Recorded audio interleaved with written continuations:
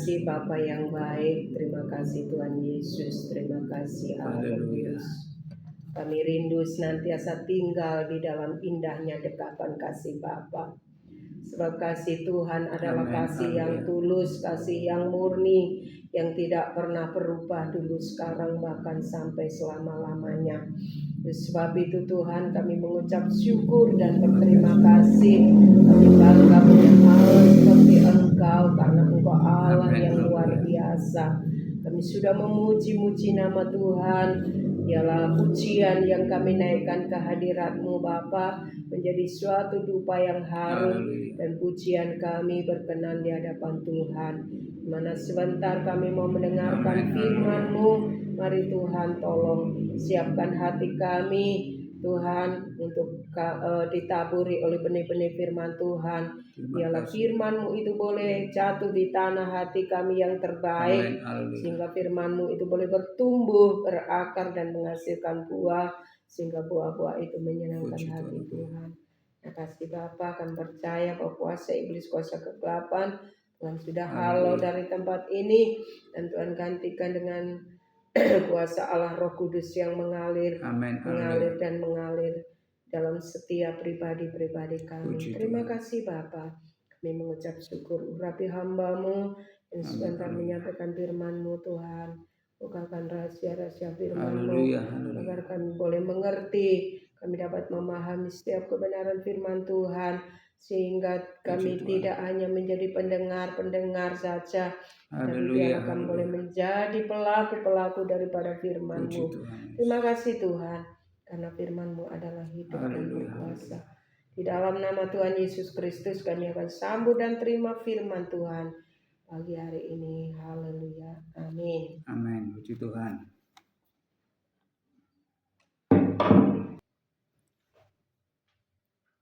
Haleluya, haleluya, haleluya. Puji Tuhan, saat ini ya kita akan mendengarkan firman Tuhan di dalam 1 Yohanes pasal yang keempat, yaitu ayat yang ke-14 sampai ayat yang ke-15. Ayat ini sangat erat sekali hubungannya dengan perayaan Natal yang sedang diperingati oleh seluruh umat manusia ya. Jadi Natal adalah bagi dunia, bukan hanya bagi orang Kristen saja Natal itu, tetapi Natal itu bagi umat manusia, karena Yesus datang kepada kita. Yesus datang ke dalam dunia itu untuk seluruh umat manusia, dan bukan hanya satu umat golongan, tetapi untuk semua. Bab itu mari kita akan perhatikan dalam pembacaan kita, yaitu di dalam 1 Yohanes pasal yang keempat, yaitu di dalam ayat yang ke-14 sampai ayat yang ke-15. Dikatakan demikian firman Allah, dan kami telah melihat dan bersaksi bahwa Bapa telah mengutus anaknya menjadi juru selamat dunia. Jadi sangat jelas bahwa Bapa mengutus anaknya, yaitu untuk menjadi juru selamat dunia. Jadi siapapun yang percaya kepada Tuhan, merekalah yang akan mendapatkan keselamatan yang dari Tuhan. Dalam ayat 15 ada syarat untuk kita mendapatkan keselamatan itu. Barang siapa mengaku bahwa Yesus adalah anak Allah, Allah tetap berada di dalam dia dan dia di dalam Allah. Puji Tuhan. Saat ini kita bersyukur, berterima kasih kepada Tuhan yang mana kita boleh ada, dan saat ini kita boleh memperingati, yaitu hari kelahiran Tuhan Yesus, yang mana Tuhan Yesus telah datang ke dunia 2000 tahun yang lalu. Keselamatan itu sederhana. tetapi perlu pengakuan dan perlu keberanian, yaitu untuk kita harus mengaku bahwa Yesus Kristus anak Allah dan ia datang ke dalam dunia yaitu sama seperti manusia. Dia berinkarnasi, dia datang ke dunia menjadi manusia sama seperti kita. Tetapi dia tidak berdosa. Dan kedatangan Tuhan Yesus ke dalam dunia yaitu untuk menyelamatkan kita, orang yang berdosa. Sehingga dia rela mati di atas kayu salib dan dikuburkan, dan pada hari yang ketiga dia bangkit dari antara orang mati. Jadi kita bersyukur dalam ayat ini sangat jelas dikatakan pembacaan kita dalam 1 Yohanes pasal yang keempat ayat yang ke-14. Dan kami telah melihat dan bersaksi bahwa Bapa telah mengutus anaknya menjadi juru selamat. Jadi Tuhan Yesus adalah juru selamat. Tuhan Yesus adalah pokok keselamatan kita. Kalau di dalam Kisah Rasul pasal yang keempat, di situ di dalam ayat yang ke-12 juga ditekankan oleh firman Allah, dikatakan oleh firman Tuhan demikian. Kisah Rasul pasal 4 ayat yang ke-12. Dan keselamatan tidak ada di dalam siapapun juga selain di dalam Dia.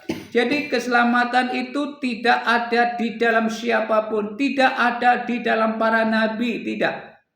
Tidak ada di dalam siapapun, hanya di dalam Yesus. Seperti yang dikatakan dalam 1 Yohanes pasal yang keempat ayat yang ke-14 tadi, bahwa Tuhan Yesuslah yang menjadi juru selamat.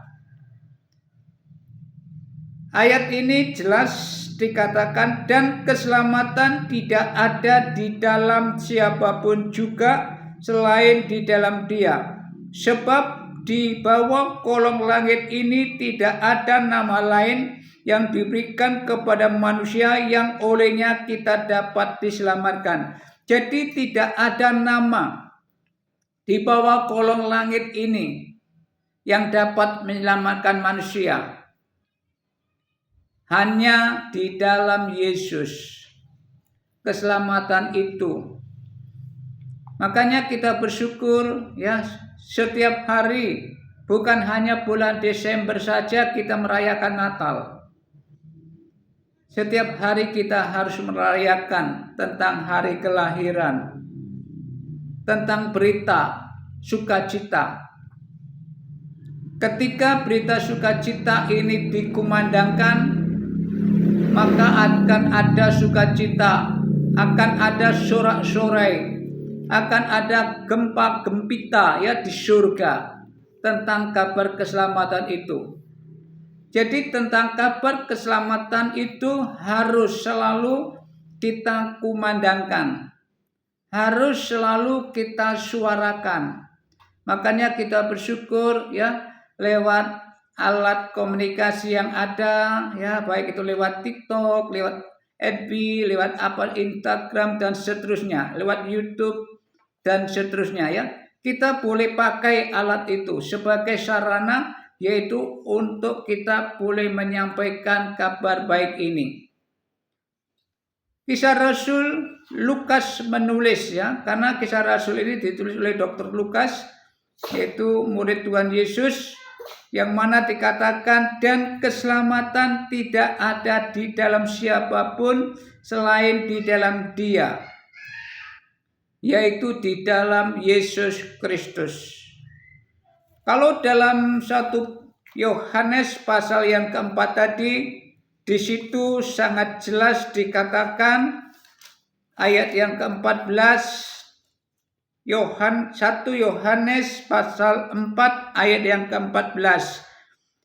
Dan kami telah melihat dan bersaksi bahwa Bapa telah mengutus anaknya menjadi juru selamat dunia. Jadi seperti yang dikatakan ayat ini di dalam Yohanes ya. Karena begitu besar kasih Allah akan dunia ini sehingga ia mengaruniakan putranya yang tunggal, supaya setiap orang yang percaya kepadanya tidak binasa melainkan beroleh hidup yang kekal. Yaitu dalam Yohanes pasal yang ketiga ayat yang ke-16 dikatakan, karena begitu besar kasih Allah akan dunia ini. Kalau dalam 1 Yohanes tadi ya, dalam 1 Yohanes pasal yang keempat ayat yang ke-14, Allah telah mengutus anaknya untuk menjadi juru selamat dunia. Yohanes ini sama ya, yang menulis 1 Yohanes sama. Dia telah melihat bagaimana kedatangan Yesus. Makanya dia bersaksi. Bagaimana Yohanes telah melihat Yesus yang telah mati dan bangkit dari antara orang mati. Dan dia naik ke surga. Yaitu untuk kita orang yang percaya.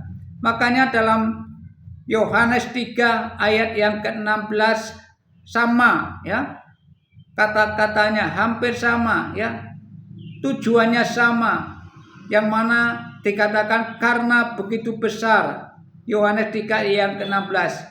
Kasih Allah akan dunia ini sehingga ia mengaruniakan anaknya yang tunggal supaya setiap orang yang percaya kepadanya. Jadi setiap orang yang percaya kepada Tuhan Yesus Kristus, dia tidak akan mengalami binasa, melainkan beroleh hidup yang kekal. Jadi siapapun yang percaya tidak akan binasa, tetapi memiliki hidup yang kekal. Roma 8 juga katakan bahwa di dalam dia itu tidak ada penghukuman. Jadi siapapun kita yang ada di dalam Kristus Yesus tidak ada penghukuman. Ya, kita akan baca ayat yang terakhir dalam kitab Roma pasal yang ke-8 ayat yang pertama. Roma 8 ayat yang pertama dikatakan demikian. Demikian sekarang tidak ada penghukuman bagi mereka yang ada di dalam Kristus Yesus. Jadi tidak ada penghukuman bagi kita yang ada di dalam Kristus Yesus. Berarti di luar Yesus ada penghukuman. Tetapi di dalam Yesus tidak ada penghukuman. Inilah firman Tuhan yang saat pagi hari ini boleh kita dengar. Makanya firman Tuhan tadi katakan, karena begitu besar kasih Allah akan dunia ini, sehingga ia mengaruniakan putranya yang tunggal, supaya setiap orang yang percaya kepadanya tidak binasa. Kita bersyukur, berterima kasih. Kembali ya ke ayat pokok kita. Dalam 1 Yohanes tadi pasal yang keempat, ayat yang ke-15. 1 Yohanes pasal yang keempat ayat yang ke-15. Di dalam 1 Yohanes 4 ayat yang ke-15, kita telah mengenal dan telah percaya akan kasih Allah kepada kita. Ayat yang ke-16-nya ya. Dan ayat yang ke-15, barang siapa mengaku bahwa Yesus adalah anak Allah, Allah tetap berada di dalam dia dan dia di dalam Allah. Jadi ketika kita punya keberanian mengaku bahwa Yesus datang dari Allah, ya, anak Allah, dikatakan dan Allah di dalam dia. Jadi Allah ada di dalam kita ketika kita percaya. Kita bersyukur. Sebab itu mari berdasarkan kebenaran firman Allah ini, marilah kita percaya dan kita harus memiliki suatu keyakinan bahwa Yesus adalah anak Allah dan Allah tetap berada di dalam Dia dan Dia berada di dalam Allah. Kita akan selalu berada di dalam Allah ketika kita tinggal di dalam Tuhan Yesus Kristus. Puji Tuhan. Bahkan ayat firman Allah, ya, siapa yang tinggal di dalam Tuhan Yesus, firman Tuhan dikatakan tidak ada penghukuman. Siapa yang tinggal di dalam Yesus dan Yesus ada dalam hidup kita, maka kita akan pasti melakukan perkara-perkara yang besar dan perbuatan-perbuatan yang ajaib. Puji Tuhan. Kita bersyukur. Biarlah renungan singkat firman Allah saat ini boleh memberkati kita. Ya, kita akan berdoa. Haleluya. Puji Tuhan. Terima kasih Tuhan Yesus buat renungan firman Tuhan saat ini. Biarlah renungan firman Tuhan ini menjadi berkat bagi kami. Dan biarlah kami selalu tinggal di dalam Tuhan. Dan Tuhan tinggal di dalam hidup kami. Karena jika ini terjadi, maka tidak akan ada penghukuman. Terima kasih, meteraikan, tanamkan firman-Mu di dalam tanah hati kami. Kami ucap syukur Tuhan buat firman-Mu saat ini. Di dalam nama Tuhan Yesus Kristus. Haleluya. Amin.